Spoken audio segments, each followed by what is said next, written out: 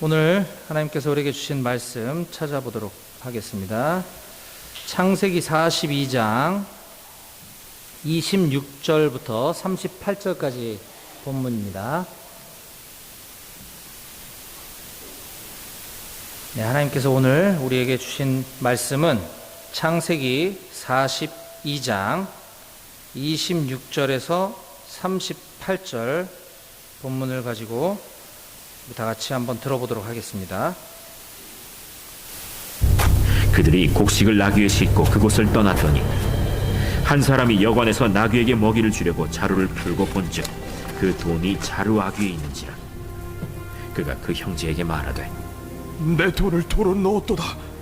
보라, 자루 속에 있도다. 이에 그들이 혼이 나서 떨며 서로 돌아보며 말하되 하나님이 어찌하여 이런 일을 우리에게 행하셨는가? 그들이 가나안 땅에 돌아와 그들의 아버지 야곱에게 이르러 그들이 당한 일을 자세히 알리어 아뢰되 그 땅의 주인인 그 사람이 엄하게 우리에게 말씀하고 우리를 그 땅에 대한 청탐꾼으로 여기기로 우리가 그에게 이르되 우리는 확실한 자들이요 청탐꾼이 아니니이다.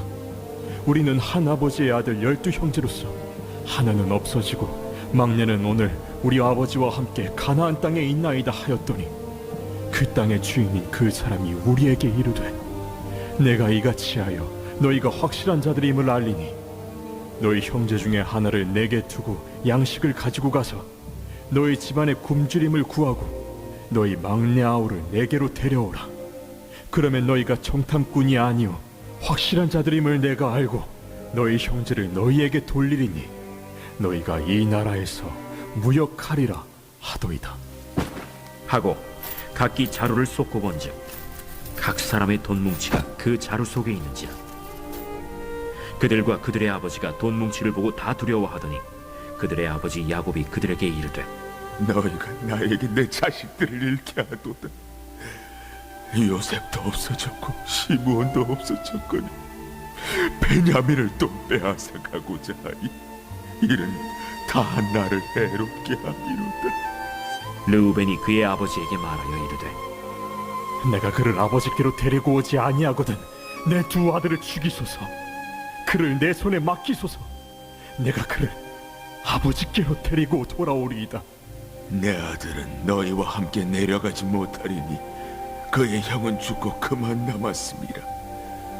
만일 너희가 가는 길에서 재난이 그에게 미치면 너희가 내 흰 머리를 슬퍼하며 스올로 내려가게 함이 되리라. 아멘, 아멘. 네, 여러분들 또 일주일 동안 나라와 민족을 위해서 국방의 의무를 다하느라 대단히 수고가 많았습니다. 우리 서로 상호 다른 부대 우리 바라보면서 반갑게 할렐루야로 인사합시다. 할렐루야. 웃으면서 할렐루야. 네, 앞뒤도 바라보면서 할렐루야. 네, 네, 고생들 많으셨습니다. 오늘 어땠어요? 찬양 너무 좋았나요? 깜짝 놀랐죠? 네, 와, 야, 제가 아는 주변 분들 중에 뭐 음악 잘하시는 분들은 많아도 이렇게 보컬이면 보컬, 기타면 기타, 편곡이면 편곡, 뭐 음향이면 음악, 작사, 작곡, 뭐 등등등 뭐 말하려면 한도 끝도 없는 멀티 뮤지션이세요. 우리 아까도 말씀하셨지만 앳샘리, 앳샘리라고 유튜브에 검색하셔서 좋아요, 알람, 구독 설정은 여러분 사랑입니다. 아셨죠? 예, 그 샤이닝 밴드라고 일반인 분들과 같이 이렇게 또 음악을 또 지도하고 같이 또 공연도 하시는데 샤이닝 밴드도 함께 좋아요, 알림, 댓글 설정은 네, 사랑입니다. 우리 오늘 수고해주신 찬양으로 섬겨주신 우리 앳샘리 형제님과 우리 샤이닝 밴드의 김은미 집사님께 우리 감사의 박수 한번 쳐드리면 고맙겠습니다. 네. 네, 우리 형제님 저랑 비슷한 친구뻘 되시는 형제님인데 훨씬 젊어 보이시죠? 깜짝 놀랐죠? 네, 앞으로 종종 우리 교회 이렇게 시간 되실 때 와주시면 너무 좋겠죠? 그렇죠? 네, 좋으시면 박수? 네. 네. 자꾸 저보고 불러주시면 오신다고 하는데 저희는 항상 열려 있습니다. 그래서 언제든지 와주시면 너무 감사하고 환영할 것 같습니다. 예, 지난 주일에 우리는 창세기 42장 18절부터 25절까지 본문을 가지고 죄를 회개하고 돌이키게 하시는 하나님이라는 제목으로 함께 말씀을 나눴습니다. 본문은 지금 요셉이 우여곡절 끝에 애굽이라고 하는 당시 세계 최열강 강국의 국가서열 제2인자 총리가 된 그 이야기를 배경으로 하고 있습니다. 요셉이 애굽의 총리가 되긴 하였지만 그 과정에는 굉장히 슬픈 사연이 있었죠. 형들의 손에 의해 약 20년 전에 외국 노예 상인들에게 팔려간 신세가 되었던 겁니다. 그래서 원래 히브리 사람임에도 불구하고 이집트 땅에 노예로 팔려가서 거기서 많은 일들과 우여곡절 끝에 그 나라의 총리까지 오른 거죠. 그런데 지금 창세기 42장은 그 20년 전에 해외로 자신들이 팔아넘긴 그 동생 요셉이 그 나라의 총리가 되었을 거다라고는 감히 상상도 못한 상황 가운데 지금 전 세계에 가뭄, 기근이 들어서 이집트 땅에 가면 먹을 양식이 있다더라라는 소문을 듣고 그 양식을 구하러 사러 이집트에 와서 총리 앞에 형들이 딱 와 있는 그 순간입니다. 요셉은 형들은 지금 내 눈앞에 있는 이집트의 총리가 자신들이 팔아넘겼던 동생일 거라고는 전혀 생각도 못하고 있지만 정작 요셉 총리는 그들이 형들임을 한눈에 알아볼 수 있었습니다. 여러분들 그때 요셉의 심정이 어땠을까? 한번 우리가 상상해 봤으면 좋겠어요. 성경을 읽을 때 문자적으로 글만 읽는 것이 아니라 그때 그 상황에서 형들의 심리 또 요셉의 마음은 어땠을지를 상상해 보면 굉장히 말씀이 재밌게 읽힐 겁니다. 아마도 요셉이 내 눈앞에 와서 지금 절을 하고 양식을 구하러 온 사람들이 나의 형들이라는 걸 알아본 순간 정말 많은 생각이 오갔을 것 같아요. 원망, 배신, 분노, 복수심 들지 않았을까요? 그렇죠? 여러분들 같으면 어떻게 하겠습니까? 저라면 복수했을 것 같은데. 네. 그런데 요셉은 그 순간 형들을 테스트해 보기로 마음을 먹습니다. 그래서 형들한테 다음과 같은 어려운 숙제를 내줘요. 자, 42장 18절부터 제가 읽어드리겠습니다. 사흘 만에 요셉이 그들에게 이르되 나는 하나님을 경외하노니 너희는 이같이 하여 생명을 보존하라. 너희가 확실한 자들이면 너희 중에, 자 여기서 확실한 자들이 뭐냐면 이 요셉이 형들을 한눈에 딱 알아본 순간 누명을 씌워버립니다. 너희들 간첩이지. 이집트에 정탐하러 온 너희들은 스파이야 라고 하니까 아니라고, 우리는 그저 평범한 한 아버지 밑에서 자란 그냥 10명의 형제들입니다 라고 어필을 계속 하지만 요셉은 계속 의심하는 신용을 보이는 겁니다. 그래서 다시 19절 보면 너희가 확실한 자, 너희가 스파이가 아니고 평범한 시민이 확실하다면 너희 중에 한 사람만 옥에 갇히게 하고 너희는 곡식을 가지고 가서 너희 집안의 굶주림을 구하고, 그리고 이들이 자기들이 평범한 시민임을 어필하기 위해서 안 해도 될 말을 했었어요. 우리가 원래는 12형제였었습니다. 그런데 한 명은 오래전에 사라졌고 그게 바로 요셉이죠. 듣는 요셉 되게 기분 나빴을 것 같아요. 그리고 나머지 막내 동생은 지금 아버지와 함께 집에 남아 있습니다. 이 쓸데없는 얘기를 주저리 하는 바람에 지금 이 요셉 총리가 너희가 확실한 자들이면 한 명만 옥에 갇히게 하고 너희는 곡식을 가지고 가서 너희 집안의 굶주림을 구하고, 20절 너희 막내 아우를 내게로 데리고 오라. 그러면 너희 말이 진실함이 되고 너희가 죽지 아니하리라 하니 그들이 그대로 하니라. 이 대목에서 우리가 주목했으면 하는 장면은 18절에 애굽 총리인 요셉이 나는 하나님을 경외하노니 너희는 이같이 하여 생명을 보존하라 라고 이야기했던 대목이었습니다. 이집트는 당시 하나님을 믿는 국가가 아니죠. 그렇죠? 거기는 온갖 이방신을 섬기는 나라인데 그곳의 총리가 하나님을 믿는다. 나 크리스찬이야. 라고 지금 고백을 하고 있는 겁니다. 이게 굉장히 놀라운 장면이죠. 그런데 자기가 하나님을 믿는 사람이라는 신앙의 정체성을 드러내면서 하는 말이 너희는 이같이 하여 생명을 보존하라 라고 이야기하고 있습니다. 지금 굶어 죽기 일보 직전에 사람들이 찾아온 거 아니에요.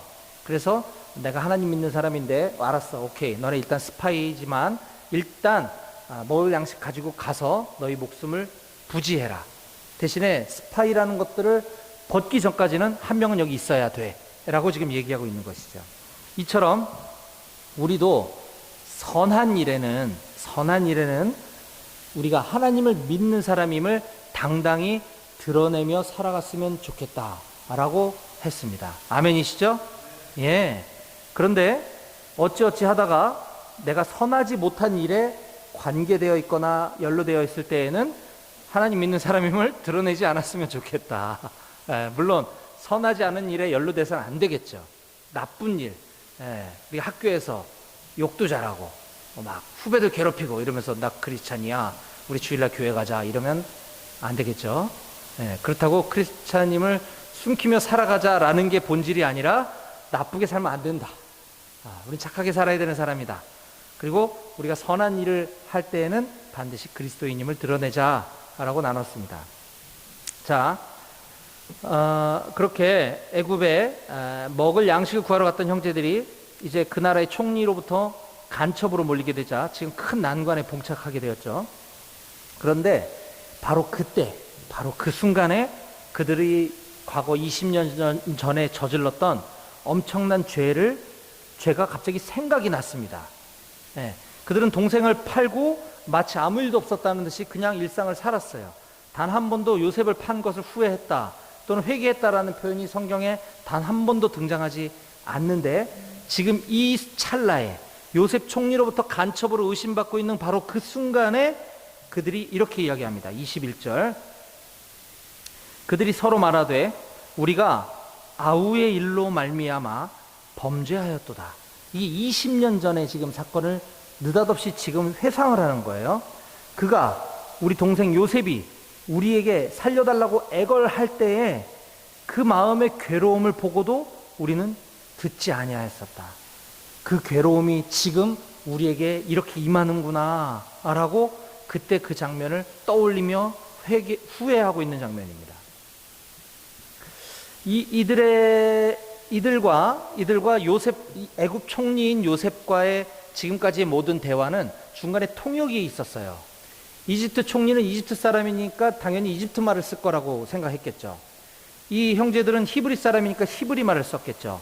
그래서 중간에 통역을 두고 대화를 주고받고 했지만 요셉 총리는 히브리 사람이니까 그 말을 다 알아듣는 거죠.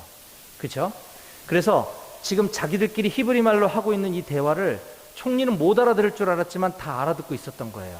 요셉이 지금 그 순간 감정이 너무너무나 북받쳐서 그때 그 일이 떠오르기도 하고 지금 그 지난 날을 후회하고 있는 형들의 모습을 보니까 이 분노심이 누그러들기도 하면서 지금 감정이 막 북받쳐 올라서 눈물이 왈칵 쏟아지려고 하는 그 상황입니다. 24절, 요셉이 그들을 떠나가서 울고 다시 돌아와 그들과 말하다가 그들 중에 시몬을 끌어내어 그들 눈앞에서 결박하고. 요셉의 마음이 어땠을지 상상이 조금은 될 것 같아요. 그렇죠? 정말 눈물을 주체할 수 없어서 그 상황을 피해서 잠시 엉엉 울고 다시 눈이 팅팅 부어서 지금 돌아온 겁니다. 자, 이처럼 하나님께서는 지금 그들 형제들의 죄를 생각나게 해주신 거예요. 그렇죠? 지금 우리 형제 중에 누군가 한 명이 억울하게 옥에 갇혀야 되고 지금 이 위기의 상황이 처했을 때 갑자기 20년 전의 사건이 연결이 되어졌다. 이거는 하나님이 그들로 하여금 그 죄를 생각나게 해주셨다라는 것을 우리가 주목해야 합니다. 그리고 그 죄를 고백하게 함으로써 죄의 문제를 비록 늦었지만 해결할 수 있는 기회를 허락하고 계신다라고 하는 것을 우리가 보아야 할 것입니다. 마찬가지로 우리도 살아가면서 우리가 신앙생활 하다가 때로는 기도하는 가운데 때로는 예배 시간에 때로는 다른 상황 가운데 나의 죄가 느닷없이 생각나는 경우가 종종 있을 거예요. 그렇지 않다면 여러분들 이 영적인 민감성이 떨어졌다고 보셔야 합니다. 하나님께서 나의 죄를, 이게 하나님께서 주신 건지 뭔지 몰라도 하나님께서 주신 거라 믿으시면 돼요. 그럴 때는 우리가 즉시 하나님 앞에 회개하고, 내가 사람한테 지은 죄가 생각이 났다면 그 사람한테 가서 직접 용서를 구하는 것까지가 진정한 회개인 것입니다. 이렇게 하나님께서는 여러분 모두에게 그런 회개할 수 있는 기회를 늘 주고 계신다는 사실을 잊지 않으셨으면 좋겠고, 저는 무엇보다도 하나님께서 여러분 모두에게 하나님을 아버지로 여기지 않고 아버지이신 하나님을 무시한 채 살아왔던 지난 세월에 대한 그 죄가 성경이 말하는 가장 큰 죄이기 때문에 그 문제를 반드시 해결하고 신앙생활 하시기를 주님의 이름으로 간절히 축원합니다. 아멘. 네. 왜냐하면 저도 그렇게 하나님께 돌아왔기 때문입니다. 저도 교회를 여러분들처럼 열심히 어렸을 때부터 다녔지만 저는 제가 믿음이 있는 사람인 줄 착각하고 살다가 뒤늦게 이와 같이 나는 일요일 날만 교회 다니는 사람이었구나, 일요일 날만 교회 안에서만 그리스도인인 척하고 살았구나라는 것을 깨닫게 해주시는 순간 정말 말할 수 없이 울면서 하나님 앞에 회개하고 돌아왔던 기억이 있어요. 그리고 이것은 저의 주관적인 경험뿐만이 아니라 성경에 다음과 같은 그 근거 말씀이 있기 때문이기도 합니다. 성경책 맨 뒤에 보면 요한계시록이라고 하는 책이 있는데요, 요한계시록 3장 19절과 20절 말씀을 제가 읽어드릴게요. 자, 요한복음 3장 20절은 너무나 유명한 말씀입니다. 20절부터 읽어드려볼게요. 3장 20절. 볼지어다, 예수님의 말씀이에요. 볼지어다 내가 문 밖에 서서 두드리노니 누구든지 내 음성을 듣고 문을 열면 내가 그에게로 들어가 그와 더불어 먹고 그는 나와 더불어 먹으리라. 네. 하나님께서는, 예수님께서는 언제나 우리가 마음을 활짝 열고 예수님을 나의 구주로 영접하기를 기다리고 계신다. 우리가 마음의 문을 열기를 두드리고 계신다라는 정말 위로가 되는, 우리가 구원을 얻을 수 있는 방법을 제시해 주는 말씀이죠. 그런데 우리가 간과하지 말아야 될 것은 바로 그 앞에 있는 19절입니다. 무릇 내가 사랑하는 자를 책망하여 징계하노니 그러므로 내가 열심을 내라, 회개하라 라고 말씀하고 계세요. 예수님께서 우리를 너무나 사랑하시기 때문에 죄의 문제를 그냥 둘 수가 없으시다는 거죠. 반드시 죄의 문제를 처리해야 되기 때문에 내가 책망하고 징계할 테니 열심을 내라. 무엇에? 회개하는 것에. 네, 이 말씀을 꼭 기억하시는 여러분 모두가 되시길 주님의 이름으로 축복합니다. 아멘.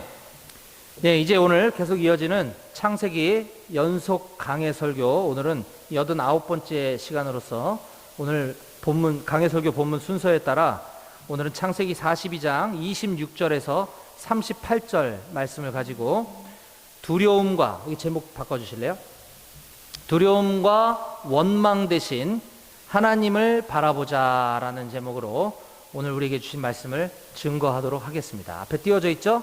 우리 다 같이 보시고 오늘 설교 제목입니다. 힘차게 같이 읽어봅시다. 시작. 두려움과 원망 대신 하나님을 바라보자. 아는 사람이 2명 있는 것 같아요. 다시 시작. 두려움과 원망 대신 하나님을 바라보자. 아멘. 예. 자, 그렇게 애굽 총리 입장에서는 지금 형들을 테스트하고 있는 장면이고, 반대로 요셉의 형들의 입장에서는 이집트 총리로부터 지금 간첩으로 오해를 받고 있는 아주 복잡한 상황이 지금 전개되고 있습니다. 자, 그로 인해 둘째 형인 시므온이 지금 애굽 감옥에 갇혀 있는 상황이고, 나머지 9명들만 최초의 애굽으로 갔던 목적, 양식을 구해서 지금 집으로 돌아오게 되었습니다. 자, 먹을 양식을 어렵게 구해오긴 했지만 마음에 큰 짐도 함께 가지고 돌아왔어요. 왜냐하면 형제 중에 한 명을 지금 볼모로 잡혀놓고 왔기 때문에. 자, 그런데 이것도 문제인데 더 큰 문제가 또 발생을 해버렸습니다. 오늘 본문이 시작되는 26절 말씀 보겠습니다. 그들이 곡식을 나귀에 싣고 그곳을 떠났더니 한 사람이, 형제들 중에 한 명이 여관에서 나귀에게 먹이를 주려고 배낭을 풀고 본즉 그 돈이, 양식을 사려고 챙겨왔던 그 돈이 배낭 안에 있는지라. 그가 그 형제들에게 말하되 내 돈을 도로 넣었도다. 보라, 자루 속에 있도다. 아니 이게 어떻게 된 일이지? 돈을 안 주고 지금 양식을 갖고 와버렸네. 큰일 났네. 지금 이러고 있는 거죠. 두려웠겠죠. 가뜩이나 지금 간첩죄로 지금 몰려 있는데 이걸 지금 애굽 총리가 알아버리면 이제는 절도죄까지 추가되는 상황인 것입니다. 자, 계속 보겠습니다. 28절. 이에 그들이 혼이 나서 떨며 서로 돌아보며 말하되, 성경은 지금 이들이 혼이 나서 떨며 말하고 있다라고 기록하고 있습니다. 이거는 혼이 나갔다, 지금 정신이 넋이 나갔다는 뜻이에요. 혼비백산, 기절초풍할 일이 생겼다라는 거죠. 그것은 그들에게 큰 두려움이 몰려왔기 때문일 것입니다. 여러분, 인생에 한 번쯤, 아니 여러 번 큰 고비가 몰려올 때가 있을 겁니다. 어쩌면 지금 이 자리에 있는 형제들 중에도 지금 그런 상황에 처해 있는 형제들이 있을지 저는 잘 모르겠어요. 너무나 힘겨워서 풀기 힘든, 해결하기 힘든, 돌파해내기 너무 어려운, 인생의 어려운 큰 문제가 내 앞에 다가올 때 우리가 제일 먼저 반응하는 것은 아마도 두려움일 것입니다. 그 상황에서 두렵지 않다면 정말 강심장일 것 같아요. 인간은 모두 다 두려움을 먼저 느끼게 되어 있습니다. 이와 같은 인생의 두려움이 몰려올 때 여러분들 같으면 어떻게 하시겠습니까? 솔직하게. 이 형들이 어떻게 했는지 보겠습니다. 자, 28절 다시 제가 쭉 읽어볼게요. 그가 그 형제에게 말하되 내 돈을 도로 넣었도다. 보라, 자루 속에 있도다. 이에 그들이 혼이 나서 떨며 서로 돌아보며 말하되 하나님이 어찌하여 이런 일을 우리에게 행하셨는가 하고. 두려움이 몰려올 때 이들이 행한 반응은 하나님을 향한 원망이었습니다. 저는 이것이 과히 옳은 행동이라고는 말하기는 어려울 것 같습니다. 하지만 이거는 어찌 보면 자연스러운 반응이다라고 볼 수는 있을 것 같아요. 특히 신앙의 초심자, 초보 단계에 있을수록 인생의 큰 고난과 역경이 다가왔을 때 하나님을 원망할 수 있습니다. 저도 그랬습니다. 그것이 저는 하나님을 향한 솔직한 기도 생활의 첫 단추라고 생각을 해요. 우리는 평소에 온갖 거룩한 표정과 말투와 단어들을 찾아내서 하나님께 기도한다고 하죠. 그러나 정말 하나님과의 솔직한 기도는 정말 나의 있는 그대로를 다 표현하는 것이 어쩌면 솔직한 기도일 수 있을 것 같습니다. 성경은 이러한 성경의 위대한 인물들도 이와 같이 하나님을 원망하며 기도했던 장면들이 성경 곳곳에 등장을 하고 있어요. 제가 몇 사람만 소개할게요. 시편 13편 1절을 보면 다윗의 기도가 나옵니다. 다윗 너무나 유명하고 너무나 존경하고 싶은 성경의 위대한 인물이죠. 다윗이 하나님한테 이렇게 기도합니다. 여호와여, 어느 때까지니까 나를 영원히 잊으시나이까? 주의 얼굴을 나에게서 어느 때까지 숨기시겠나이까? 나의 영혼이 번민하고 종일토록 마음에 근심하기를 어느 때까지 하오며 내 원수가 나를 치며 자랑하기를 어느 때까지 하리이까? 이게 좀 고어체로 성경을 번역하다 보니까 이게 뉘앙스가 좀 어려운데 이런 거죠. 아니 하나님, 도대체 제가 뭘 그렇게 잘못했다고 나를 언제까지 이렇게 힘들게 하실 겁니까? 내 원수들이 나를 괴롭히는 거 안 보이세요? 라고 지금 하나님한테 따지고 있는 거예요. 이게 기도입니다. 또 요나 선지자는 이렇게 기도합니다. 요나서 4장 1절인데요. 요나가 하나님께서 요나를 탁 집어서 요나에게 미션을 줬어요. 임무를. 근데 너무 하기 싫어서 막 하나님한테 대들었거든요. 자, 그때 지금도 계속 대들고 있는 겁니다. 기도하는 걸 보겠습니다. 요나가 매우 싫어하고 성내며 여호와께 기도하여 이르되 여호와여 내가 고국에 있을 때에 이러하겠다고 말씀하지 아니하였나이까. 그러므로 내가 빨리 다시스로 도망하였사오니 주께서는 은혜로우시며 자비로우시며 노하기를 더디하시며 인애가 크시사 뜻을 돌이켜 재앙을 내리지 아니하시는 하나님인 줄 내가 알았음이니이다. 여호와여 원하건대 이제 내 생명을 거두어 가소서. 사는 것보다 죽는 것이 내게 나음이니이다 하니 여호와께서 이르시되 네가 성내는 것이 옳으냐 하시니라. 네. 이것도 좀 더 리얼하게 직역을 하면 아니 하나님 내가 본국에 있을 때 싫다고 하지 않았습니까? 하나님 사랑도 많으시고 뭐 인자하시고 뭐 화도 안 내시고 재앙도 안 내리시는 그런 하나님이시라면서요. 차라리 이럴 거면 그냥 제 생명 걷어 가세요. 나 그냥 죽는 게 낫겠어요. 이걸 지금 기도라고 하나님한테 하고 있는 거예요. 이게 기도라는 거죠. 솔직하지 않습니까? 저는 여기서 핵심은 하나님한테 대들어라, 하나님한테 따져라, 이 얘기를 지금 하고 있는 게 아닙니다. 그만큼 하나님과의 솔직한 관계로부터 우리의 믿음이 출발한다. 하나님은 그런 여러분들의 솔직함을 보시고 신앙도 성장시켜 주시고 기도도 바꾸어 가실 줄 믿으시기 바랍니다. 아멘. 자, 다시 본문으로 돌아와서 그렇게 원망을 가득 안고 아버지 야곱이 계신 집으로 복귀한 형제들은 그동안에 이집트에서 있었던 일을 아버지에게 보고합니다. 자, 창세기 42장 29절 이하를 제가 읽겠습니다.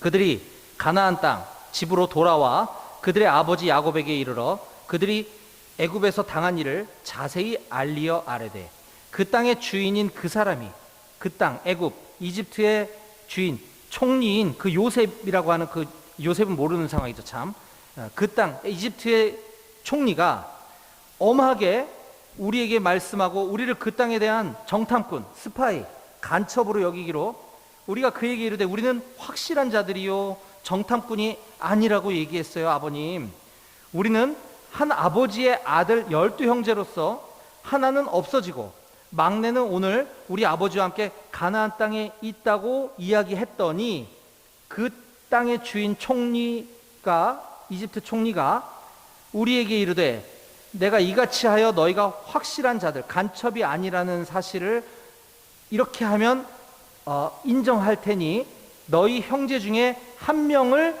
총리 곁에 이집트에 두고 양식만 가지고 가서 너희 집안의 굶주림, 어려움을 해결하고 너희 막내 아우, 너희가 두고 왔다고 하는 그 막내 아우를 데리고 오라.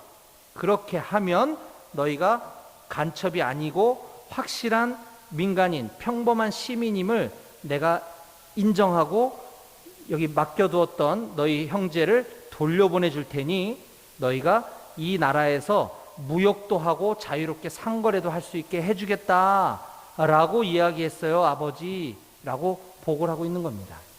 자, 이 이야기를 전해들은 아버지 야곱은 심정이 어떻겠어요? 심장이 덜컥 내려앉지 않았겠습니까? 자식을 하나 지금 또 잃어버리게 돼버렸잖아요.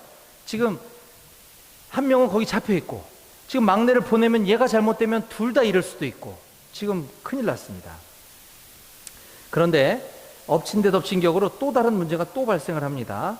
앞서는 집으로 돌아오는 길에 형제들 중에 어느 한 명이 배낭을 더블백을 열었더니 거기 돈 뭉치가 들어있다는 거 보고 깜짝 놀랐다 그랬잖아요. 근데 지금 집에 다 돌아와서 자 보겠습니다. 35절 각기 자루를 쏟고 10명이 다 배낭을 열고 쏟아봤더니 본즉 각 사람 10사람의 돈 뭉치가 다 그 자루 속에 있는지라. 그들과 그들의 아버지가 돈 뭉치를 보고 다 두려워하더니 아니 양식 사오라고 돈을 싸서 보냈더니 그 돈 다 그대로 가져오고 양식만 갖고 왔으면 이거는 몰랐든 알았든 엄청나게 큰 절도를 저지른 거 아니에요. 지금 난리가 났습니다. 이러한 절망에 절망이 겹쳐서 오자 아버지 야곱은 지금 자기 자식들을 원망합니다. 자식을 원망해요. 36절. 그들의 아버지 야곱이 그들에게 이르되 너희가 나에게 내 자식들을 잃게 하도다. 요셉도 없어졌고 시므온도 없어졌거늘. 요셉은 20년 전에 사라졌고 사실은 형들이 팔아버린 건데 아버지에겐 가서 거짓말 친 거예요. 없어졌다고. 형들이 팔았다는 걸 아버지는 모르고 있는 거죠. 요셉도 20년 전에 없어졌고 둘째 아들 시므온도 지금 애굽 땅에 지금 잡혀 있어서 없어졌거늘. 지금 막내 베냐민을 또 빼앗아 가고자 하니 이는 다 나를 해롭게 하는 거구나라고 지금 얘기하고 있는 겁니다. 앞서 우리는 이 아들들, 형제들은 두려움을 하나님을 향한 원망으로 돌리는 모습을 우리가 보았다면 지금 이 아버지 야곱의 모습은 이 두려움을 다른 사람에게로 원망하는 모습을 우리가 볼 수 있습니다. 이 둘 다는 분명 바람직한 모습이 아니죠. 그런 아버지의 모습을 아버지를 안심시키기 위해서 큰아들 르우벤이 무척 애를 써보지만 아버지 야곱은 오히려 이렇게 이야기하며 고집을 부립니다. 37절. 르우벤이 큰아들이 장남이 그의 아버지에게 말하여 이르되 내가 그를 내가 그를 막내 베냐민을 이집트에 데려갔다가 다시 아버지께로 데리고 오지 아니하거든 차라리 제 두 아들을 죽이세요. 그를 막내 동생 베냐민을 내 손에 맡겨주세요. 내가 그를 아버지께로 반드시 데리고 돌아오겠습니다. 38절. 야곱이 이르되 내 막내 아들 베냐민은 너희와 함께 내려가지 못하리니 애굽에 함께 데려가지 못할 것이니 그의 형 요셉은 과거에 죽었고 지금은 베냐민만 남았습니다. 만일 너희가 가는 길에서 재난이 베냐민에게 미치면 너희가 내 흰 머리를 슬퍼하며 스올로 내려가게 함이 되리라. 이게 좀 어려운 말인데요. 만일 막내 아들 베냐민을 너희가 데리고 갔다가 뭔 일이라도 생기면 나 죽어버릴 거야. 지금 이 얘기를 하고 있는 겁니다. 아버지는 절대 베냐민은 보낼 수 없다라고, 베냐민만은 절대로 보낼 수 없다고 얘기합니다. 그러면 지금 둘째 아들 시므온은 뭐죠? 얘 안 데려가면 시몬이 죽는데 지금 야곱에게는 시몬은 지금 없어요. 머리에 오로지 그가 끝까지 붙들고 내려놓을 수 없는 것, 그건 베냐민입니다. 사랑하는 여러분, 여러분들이 만약에 하나님 앞에 다 이건 내가 다 내려놓을 수 있어도 이것만큼은 제가 하나님 앞에 내려놓지 못하겠어요 라고 하는 부분이 무엇입니까?